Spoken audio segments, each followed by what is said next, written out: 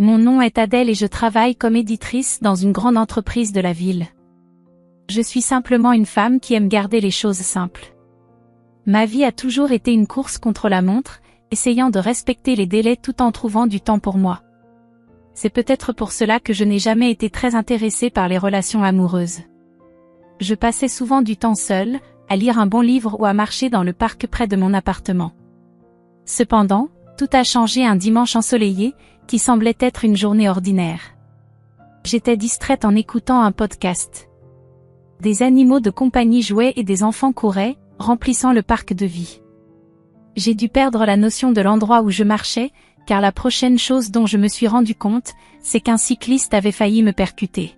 « Attention !» cria-t-il, évitant de justesse la collision. Sa voix était tranchante, et on pouvait sentir qu'il était irrité.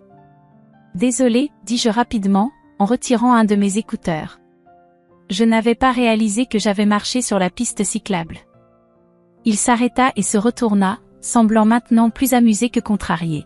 « Il faut faire attention à où tu marches, ce chemin peut parfois être une vraie jungle. »« Oui, désolé. » « C'est entièrement ma faute, avouai-je, me sentant un peu embarrassée. » Je remis une mèche de cheveux derrière mon oreille et lui adressai un sourire timide. Il rit, et ainsi, la tension disparut. « Je m'appelle Karl, dit-il, en tendant la main. »« Adèle, répondis-je, en lui serrant la main. Sa poignée était ferme et assurée. « Alors, Adèle, tu es toujours aussi distraite ou c'est juste mon charme qui en est la cause ?» dit-il avec un sourire taquin qui me fit rire. « Juste une longue semaine au travail. Mon cerveau est déjà en mode week-end, dis-je. »« Je comprends. J'allais justement prendre un café dans ce café là-bas, dit-il en pointant du doigt un petit endroit au bord du parc. Tu veux te joindre à moi? Tu sais, comme une offre de paix pour avoir failli te renverser? » Je réfléchis un instant. Il avait l'air sympa et, honnêtement, ma curiosité était piquée. D'accord, j'accepte un café. Pourquoi pas? Ça pourrait même faire une bonne histoire, dis-je en marchant avec lui vers le café. Karl était facile à vivre. Il m'a parlé de son travail dans une concession automobile et de son amour pour les balades à vélo et les sorties avec ses amis le week-end. Il n'était pas originaire d'ici. Il avait déménagé en ville parce qu'il pensait que la ville offrait plus d'opportunités. Tu sais, les rêves de grande ville et tout ça, dit-il avec un sourire. J'ai également partagé un peu sur mon travail, expliquant à quel point j'aimais les livres et comment j'avais transformé cette passion en carrière. C'est mieux que d'être coincé dans un bureau à faire quelque chose que tu détestes, ai-je ajouté. Nous sommes arrivés à la cafétéria et avons commandé nos cafés. En attendant, j'ai réalisé à quel point je me sentais à l'aise avec lui. C'était étrange, car d'habitude, je suis un peu réservée avec les nouvelles personnes, mais avec Karl, la conversation coulait naturellement. Après avoir rencontré Karl, nous avons commencé à nous voir plus souvent. Il était drôle et décontracté, mais il n'a pas fallu longtemps avant que je commence à remarquer de petites choses qui me dérangeaient. Au début, ce n'était rien de grave, juste de petits commentaires ici et là qui me faisaient lever un sourcil. Un dimanche, nous avons décidé de sortir dîner, et d'une manière ou d'une autre, le sujet des carrières et de la famille est venu sur le tapis. Nous parlions juste du travail et de la vie, rien de sérieux, ou du moins, c'est ce que je pensais. « Alors, comment va le monde des livres ?» a demandé Karl en sirotant sa bière. « Ça reste toujours très chargé. Les délais n'attendent personne, ai-je répondu, en jouant avec ma salade. « Oui, je comprends, mais tu ne voudrais pas faire ça toute ta vie, n'est-ce pas? Je veux dire, à un moment donné, tu voudras peut-être te poser, réduire tes heures de travail, a dit Karl de manière désinvolte. J'ai arrêté ma fourchette en l'air. Pas vraiment, Karl. J'adore ce que je fais. Je ne me vois pas abandonner ça de sitôt, ou même jamais, en fait. Karl haussa les épaules. Bien sûr, mais quand nous aurons des enfants? Tu ne voudrais pas être plus présente? Sa question m'a surprise. Nous. J'ai ri nerveusement. C'est allé un peu vite, tu ne crois pas? Il rit de la situation. Oui, tu as raison. Je réfléchissais à voix haute, je suppose. J'ai essayé de chasser le malaise, mais il persistait. Quelques semaines plus tard, Karl m'a invité à dîner chez ses parents. Je pensais que c'était bon signe, que notre relation devenait plus sérieuse. J'étais nerveuse, mais pleine d'espoir. Cependant, ce dîner m'a ouvert les yeux un peu plus. Ses parents habitaient dans une maison confortable et bien entretenue en banlieue. Sa mère, Madame David, était tout sourire quand nous sommes arrivés. Adèle, quel plaisir de te rencontrer enfin. Karl nous a tellement parlé de toi, dit-elle en me prenant dans ses bras. Merci de me recevoir, Madame David. C'est un plaisir de vous rencontrer aussi, ai-je répondu avec un sourire. Le dîner se passait bien jusqu'à ce que Madame David commence à parler de la famille et du mariage. Tu sais que Karl a toujours été le plus responsable, dit-elle en se servant un peu plus de pommes de terre. Nous lui avons toujours dit à quel point il est important de trouver une bonne fille qui sait s'occuper de la maison. Le père de Karl acquiesça. Absolument. Il s'agit de construire une base solide. Un homme doit subvenir aux besoins, et la femme, eh bien, elle s'occupe de la maison. Je regardai Karl, espérant qu'il dirait quelque chose, mais il se contenta de se concentrer sur son assiette. Madame David continua, c'est ainsi que nous avons élevé nos enfants. La famille d'abord, n'est-ce pas, Karl? C'est ça, maman, répondit finalement Karl, levant à peine les yeux. Son accord fut comme un coup de poing dans l'estomac. J'essayais de rester calme. C'est intéressant parce que j'ai toujours été très concentrée sur ma carrière. J'adore mon travail et je crois à une contribution égale, dis-je. Madame David sourit, mais cela semblait forcé. Bien sûr, ma chère. Mais tu verras, les priorités changent quand on a des enfants. C'est naturel qu'une femme veuille rester à la maison avec ses bébés. Le reste de la soirée passa comme dans un brouillard. Nous sommes partis peu après le dîner, et le trajet de retour fut tendu. Je brisai le silence. Ta mère a des opinions bien arrêtées sur les rôles familiaux. Tu penses pareil? Il hésita, puis dit, je pense qu'il y a une part de vérité. Ça a bien marché pour mes parents. Malgré ce dîner inconfortable avec les parents de Karl, notre relation continua. D'une manière ou d'une autre, les bons moments semblaient l'emporter sur les mauvais, et je me suis retrouvée à accepter sa demande en mariage.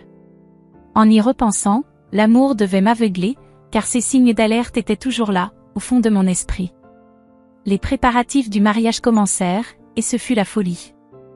Karl voulait quelque chose de simple, et moi aussi. Nous avons opté pour une cérémonie modeste, avec seulement la famille et quelques amis proches. À mesure que le grand jour approchait, la pression commença à monter, non pas à propos de l'événement, mais sur la manière dont nos vies seraient après. Après la cérémonie, pendant la réception, la mère de Karl m'a tiré de côté. Son sourire était large, mais ses yeux étaient sérieux. Adèle, ma chérie, je suis tellement heureuse pour vous deux. Souviens-toi, une bonne épouse soutient toujours son mari, quoi qu'il arrive. Merci, Madame David. J'ai bien l'intention d'être une partenaire de soutien, répondis-je, essayant de garder ma voix stable. Et n'oublie pas, ma chère, quand les bébés arriveront, tu devras être à la maison. On ne peut pas faire confiance à des étrangers pour élever ses enfants, ajouta-t-elle. Ces mots résonnaient comme un avertissement, et la détermination dans son ton me fit frémir. Je me contentai de hocher la tête, incapable de lui répondre. Plus tard, quand Karl et moi étions seuls, je lui dis, ta mère m'a parlé de ne pas travailler quand nous aurons des enfants. Je commençai, guettant attentivement sa réaction. Oui, elle pense juste à l'avenir. Elle veut ce qu'il y a de mieux pour nous, Adèle. Tu sais comment sont les mères, minimisa Karl, en prenant une gorgée de son champagne. Mais tu sais que je n'ai pas l'intention d'arrêter de travailler, même quand nous aurons des enfants, n'est-ce pas, dis-je, ayant besoin qu'ils comprennent. Karl s'arrêta, son visage sérieux. Nous verrons, Lee. Les choses changent. Nous ferons ce qui sera le mieux pour notre famille. Après notre mariage, Karl a suggéré que nous déménagions dans un appartement plus grand, plus proche de son travail à la concession automobile. L'endroit était beau, plus grand que notre ancien appartement, mais situé juste à côté de la maison de ses parents. J'avais des doutes sur la raison pour laquelle il avait choisi cet endroit en particulier, mais j'ai accepté, espérant que ce serait pour le mieux. Une fois installés, la réalité de notre nouvelle vie à deux a commencé à apparaître. Karl mentionnait de plus en plus souvent son idée d'une famille traditionnelle, où il serait le pourvoyeur et moi je m'occuperais de la maison, un jour, des enfants. Un soir, nous étions assis à la table de la salle à manger avec nos finances éparpillées, une pile de factures et de budgets sous une lumière tamisée. J'essayais de lui montrer que garder nos deux emplois était plus bénéfique, surtout avec l'économie instable. Regarde ces chiffres, Karl. Avec nos deux salaires, non seulement nous nous en sortons bien, mais nous faisons même des économies. Cela n'a aucun sens que je quitte mon emploi, dis-je en désignant le tableau. Karl secoua la tête et poussa les papiers de côté. Ce n'est pas qu'une question d'argent, Lee. Il s'agit d'avoir une vraie vie de famille. Tu sais, comme mes parents l'avaient. Je soupirai, frustré. Mais nous ne vivons pas dans le passé, Karl. Les choses sont différentes maintenant. Nous devons tous les deux contribuer. Il ne semblait pas convaincu, et la discussion se termina dans un silence lourd. La situation devint encore plus compliquée avec sa mère, Madame David, qui vivait si près. Elle passait souvent à l'improviste, et chaque visite apportait une nouvelle critique sur la façon dont je gérais notre maison. Un après-midi, j'organisais des emails de travail lorsqu'elle entra. Sans même dire bonjour, elle commença à inspecter la maison, passant son doigt sur l'étagère à la recherche de poussière.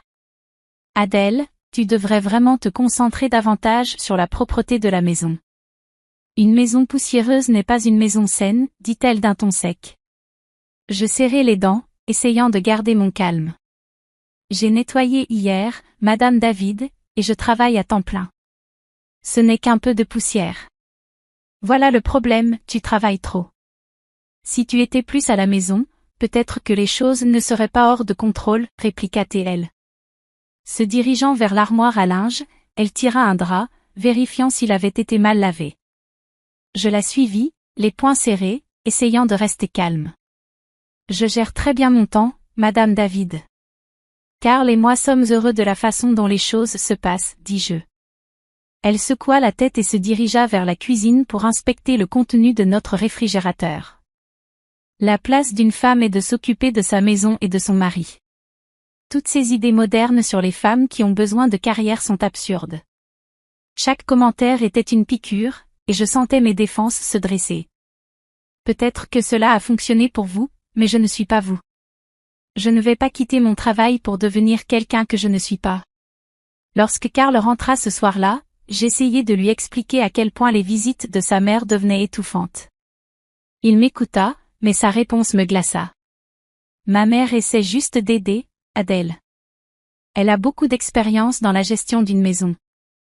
Mais c'est notre maison, pas la sienne. J'ai besoin que tu me soutiennes, pour nous deux, implorai-je. Karl semblait hésiter, mais finit par dire, c'est ma mère, Adèle. Elle a de bonnes intentions. Nous devrions au moins considérer ses conseils. Cette nuit-là, la discussion fut longue et douloureuse. Nous nous sommes couchés fâchés, la première d'une longue série de nuits de silence. À mesure que les jours se transformaient en semaines, je commençais à me sentir comme une étrangère dans ma propre maison, constamment jugée et insuffisante. La pression pour me conformer à une vision dépassée du rôle de l'épouse était implacable, et ma détermination à maintenir mon indépendance était mise à l'épreuve chaque jour.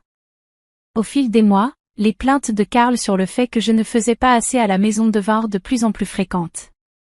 Il rentrait du travail, jetait un coup d'œil autour de lui avec un air mécontent et faisait des remarques sur les étagères poussiéreuses ou sur un dîner fade ou mal cuit, parce que je l'avais préparé à la hâte après une longue journée à l'éditeur.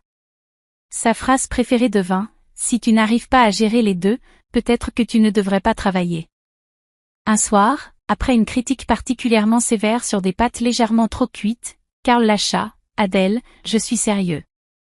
Si tu ne trouves pas un compromis et que tu ne prends pas correctement soin de la maison, nous devrions peut-être reconsidérer cet arrangement, dit-il, insinuant qu'un divorce était une option. J'aimais Karl, malgré tout, et je ne voulais pas que notre mariage échoue à cause de cela, alors j'ai pris une décision qui m'a profondément blessée. Le lendemain, j'ai parlé avec ma chef, Olivia, de quitter mon travail pour devenir femme au foyer à plein temps. Olivia était choquée et a tenté de me dissuader. Adèle, tu es l'une de nos meilleures. Es-tu sûr de cela? A-t-elle demandé, la préoccupation visible sur son visage. Je ne vois pas d'autre issue, Olivia. Je dois essayer de faire en sorte que les choses fonctionnent à la maison, ai-je répondu, me sentant vaincue. Olivia, toujours à la recherche d'une solution, a suggéré quelque chose. Et si tu pouvais travailler depuis chez toi et gérer tes projets à distance? C'est de plus en plus courant maintenant, et tu n'aurais pas besoin de démissionner. L'idée semblait être une bouée de sauvetage. J'ai accepté cet arrangement, mais j'ai décidé de ne pas en parler à Karl. À la place, je lui ai dit que j'avais démissionné. Il était exultant, pensant que j'avais choisi notre vie domestique plutôt que ma carrière. Alors j'ai commencé ma nouvelle vie de femme au foyer, voyant Karl partir travailler chaque matin et l'accueillant à son retour. Mais dès qu'il partait, j'allumais mon ordinateur portable et me plongeais dans mon travail d'édition. C'était une double vie étrange, mais cela fonctionnait. L'argent que je gagnais avec mon travail à distance, je le mettais secrètement de côté sur un compte bancaire séparé, juste au cas où. Cependant, vivre uniquement avec le salaire de Karl était plus difficile que nous ne le pensions. Malgré tous mes efforts pour économiser, 5 mois plus tard, nous étions en difficulté financière. J'ai essayé d'aborder le sujet avec délicatesse. Karl, je pense qu'il serait peut-être nécessaire que je retourne travailler. Nous épuisons nos économies trop vite. La réaction de Karl fut rapide et furieuse. C'est parce que tu dépenses trop. Tu dois apprendre à économiser correctement, répliqua Théil. J'étais choquée. Je n'avais rien acheté pour moi depuis des mois et je cherchais toujours les meilleures offres au supermarché. Ces paroles m'ont profondément blessée, et j'ai ressenti un mélange de colère et d'humiliation. Le lendemain, sa mère est venue avec l'intention de m'apprendre à faire un budget. Elle m'a emmenée au magasin et m'a montré les produits les moins chers, souvent de qualité inférieure. Achète ça, Adèle. Arrête de gaspiller de l'argent avec des choses coûteuses, m'a-t-elle réprimandé alors que nous parcourions les allées. À la maison, elle m'a montré comment diluer le détergent pour qu'il dure plus longtemps. Tu en utilises trop. Il faut que tu fasses avec moins, me disait-elle d'un ton condescendant. Elle a même commencé à vérifier mes reçus, me réprimandant pour toute dépense qu'elle jugeait inutile. Pourquoi achètes-tu ça? Contente-toi de l'essentiel, disait-elle, secouant la tête avec désapprobation. Vivre ainsi était insupportable. Chaque jour semblait plus étouffant que le précédent. Je perdais mon sens de l'identité face à l'austérité qui m'était imposée, vivant sous une surveillance constante. La situation devenait impossible à supporter. Je me sentais piégée dans une vie de soumission feinte, chaque partie de moi criant pour la liberté. Mais pour l'instant, je tenais bon, attendant le bon moment et planifiant mes prochains pas avec soin. Tout a atteint un point d'ébullition un vendredi pluvieux. J'étais au téléphone dans le salon, me confiant à ma mère. Je ne sais pas combien de temps encore je peux tenir, maman. Sa mère est toujours là, me disant comment économiser chaque centime jusqu'à ce qu'il hurle. Je comprends que nous devons économiser, mais c'est trop. La voix de ma mère était pleine d'inquiétude et de colère. Adèle, ce n'est pas normal. Tu dois parler à Karl de la nécessité d'établir des limites. C'est aussi ta maison, pas seulement un terrain de jeu pour lui et sa mère. J'ai hoché la tête, me sentant un peu plus forte grâce au soutien de ma mère. Mais juste au moment où je commençais à me sentir mieux, Karl est entré dans la pièce, furieux, le visage rouge de colère. Il avait dû entendre ma plainte. Il m'a arraché le téléphone des mains. Une femme ne devrait pas se plaindre de son mari et de sa belle-mère comme une commère de rue, cria-t-il dans le téléphone avant de raccrocher. J'étais choquée, ma main tremblant légèrement. Karl, tu ne peux pas simplement prendre mon téléphone et parler à ma mère comme ça. Ah oui? Peut-être que si tu avais un peu de respect pour nous, je n'aurais pas à le faire, répliqua Théil, sa voix montant d'un ton. Je pouvais voir les veines de son cou pulser. Karl, écoute-toi. Ne vois-tu pas que ce n'est pas sain? J'ai supplié, espérant atteindre une partie de lui qui se souvenait encore de ce que l'amour signifiait. Mais il était au-delà de la raison. Sain. Ma mère avait raison. Je n'aurais jamais dû t'épouser, cracha Théil, ses mots coupant plus profondément que je ne l'avais imaginé. Ça suffit, Karl. Je suis ta femme, pas une marionnette que toi et ta mère pouvaient contrôler, ai-je rétorqué, ma colère grandissant. Alors comporte-toi comme tel ou va-t'en, cria-t-il, son visage à quelques centimètres du mien. Je le regardai, une combinaison d'incrédulité et de tristesse m'envahissant. Tu veux que je parte? Il est 6 heures du matin, il fait noir et il pleut dehors. Si tu n'aimes pas la façon dont les choses se passent, alors oui, pars, répondit-il froidement, ses yeux durs. Je savais alors que rien de ce que je dirais ne changerait son opinion ou la situation. Tremblante, j'ai pris quelques affaires essentielles, mon ordinateur portable, quelques vêtements et mon téléphone. Quand je suis allé prendre mon sac, Karl fut plus rapide, me l'arrachant des mains. Tu penses que tu vas t'en sortir comme ça? C'est moi qui ai gagné cet argent, pas toi. D'accord. Garde-le, dis-je d'une voix vide.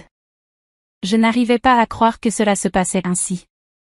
J'ai appelé un taxi et j'ai attendu près de la porte, le cœur battant à tout rompre. Le taxi est arrivé, et je suis sorti dans l'air froid de la nuit, trempé par la pluie. Lorsque je suis monté dans la voiture, un étrange calme m'a envahi. J'étais en train de le faire. J'étais en train de partir.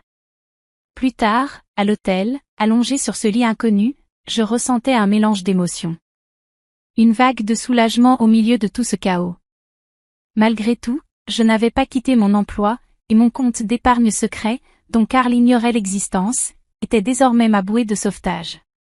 Lorsque l'aube s'est levée, je me suis réveillé, le poids de ma décision pesant sur mes épaules. Aujourd'hui était le jour où je reprenais le contrôle. J'avais rendez-vous avec un avocat pour discuter de la demande de divorce. Tout cela semblait irréel, comme si je vivais la vie de quelqu'un d'autre. Le bureau de l'avocat était un lieu simple et sans fioritures, niché entre une rangée de vieux bâtiments en briques. À l'intérieur, Monsieur Richard, mon avocat, était un homme direct qui n'aimait pas perdre de temps. Allons droit au but, dit-il dès que je me suis assise. Vous êtes ici pour demander le divorce, n'est-ce pas? Oui, ai-je confirmé, ma voix plus assurée que je ne l'aurais imaginé. Je ne peux pas retourner à la façon dont les choses étaient. Monsieur Richard hocha gravement la tête. Très bien, il va me falloir tous les détails, compte commun, bien, tout ce qui doit être réglé. Nous avons passé l'heure suivante à tout examiner. Il m'a expliqué la procédure légale, ce à quoi je devais m'attendre et quels étaient mes droits. Il a été minutieux, s'assurant que je comprenais chaque étape avant de préparer les documents nécessaires. Vous devrez remettre ces papiers à votre mari, m'a-t-il dit en me tendant l'enveloppe, scellée avec un tampon qui semblait sceller ma vie passée. Avec les papiers du divorce en main, je suis retourné à l'appartement que je partageais avec Karl. Il dormait encore, probablement épuisé après la dispute de la veille. L'appartement semblait différent alors que je faisais mes bagages. Chaque objet que je rangeais marquait la fin d'un autre chapitre partagé. Quand j'ai fini de tout empaqueter, Karl se réveillait. Il est entré dans la cuisine, les yeux troubles, visiblement confus en voyant mes valises empilées près de la porte. « Qu'est-ce qui se passe » marmonna-t-il, se grattant la tête. Je n'avais pas grand-chose à dire, seulement des actions à entreprendre. Plutôt que de répondre, je lui ai tendu l'enveloppe. « C'est pour toi, dis-je d'une voix calme, malgré les émotions tumultueuses qui bouillonnaient en moi. Karl déchira l'enveloppe, une expression de mécontentement se formant à mesure qu'il lisait le contenu. Divorce, il éclata de rire, incrédule. Tu penses que tu peux simplement partir et que tout ira bien? Il me regarda, les yeux glacials. Reviens quand tu seras prête à t'excuser, et peut-être que je considérerai te reprendre. Mais souviens-toi, tu devras supporter ma mère à partir de maintenant. L'absurdité de ces paroles me fit presque rire, mais je me retins. Je ne reviendrai pas, Karl. C'est fini. En quittant cet appartement, l'air me semblait différent, plus frais, presque plein d'espoir. Je me suis dirigé directement vers le nouveau logement que j'avais loué quelques jours auparavant. Il était petit, mais c'était le mien, un espace où je pouvais recommencer. Chaque pas que je faisais était lourd, mais semblait aussi juste. Quelques semaines après avoir déménagé, j'étais de retour au bureau, complètement immergé dans le tourbillon des délais de publication et des réunions avec des auteurs. retrouver mes collègues et ressentir l'adrénaline des échéances imminentes raviva une flamme en moi que je croyais éteinte. Les jours au bureau se sont enchaînés en semaines, et avant que je ne m'en rende compte, j'avais retrouvé mon rythme, gérant les manuscrits et les échéances avec un nouveau sens du but. Les défis que j'avais affrontés dans ma vie personnelle m'avaient donné une nouvelle perspective, et c'était bon d'être de retour. Le monde familier des textes et des coquilles était plus réconfortant que je ne l'aurais cru. Pendant cette période, j'ai renoué avec de vieux amis, des gens qui me connaissaient bien avant Karl. Nous nous retrouvions pour boire un verre après le travail et partagions des repas les week-ends. Peu à peu, je commençais à me sentir plus moi-même que je ne l'avais été depuis des années. Les rires et les plaisanteries légères me ramenaient les pieds sur terre, et en leur compagnie, je redécouvrais des parties de moi que j'avais oubliées. Quelques mois après cette nouvelle phase, j'ai reçu un appel inattendu de Karl. Sa voix était étrange, teintée de désespoir. « Salut, j'ai été licencié. »« Les choses sont un peu difficiles, commença-t-il, hésitant. »« Je pensais que peut-être tu pourrais m'aider financièrement. Tu sais, peut-être qu'on pourrait recommencer. Reconstruire. Je veux dire, si tu t'excuses auprès de moi et de ma mère et que tu montres un peu d'engagement. » Sa demande flottait dans l'air, audacieuse et quelque peu insultante, compte tenu de notre passé.